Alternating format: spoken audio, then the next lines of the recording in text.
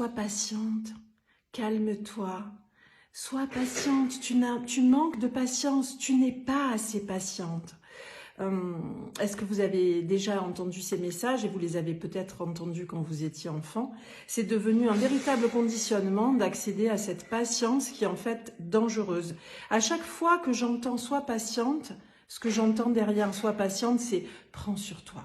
Vraiment, prends sur toi. Empile ta colère, ton indignation, tous ces sentiments qui ne sont pas acceptés dans notre société, et garde-toi bien de les exprimer. Tu n'as pas le droit d'exprimer quoi que ce soit de cet ordre-là.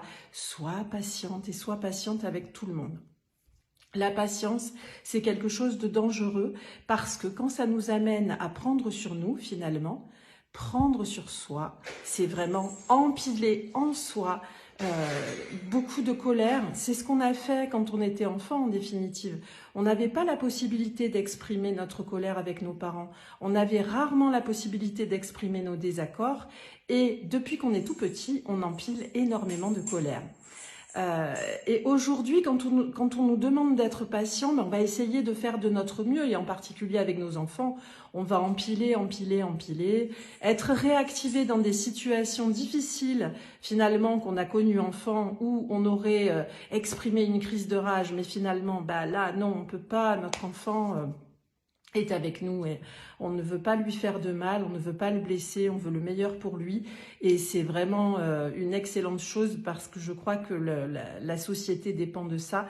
Il n'y a rien de plus important finalement que ça, que de savoir comment on va accompagner les petits humains, mais vraiment la patience, c'est quelque chose dont on pourrait se débarrasser parce qu'avec la patience, on actionne notre volonté de bien faire, de ne pas exprimer. Et qu'est-ce qui se passe quand on a bien empilé?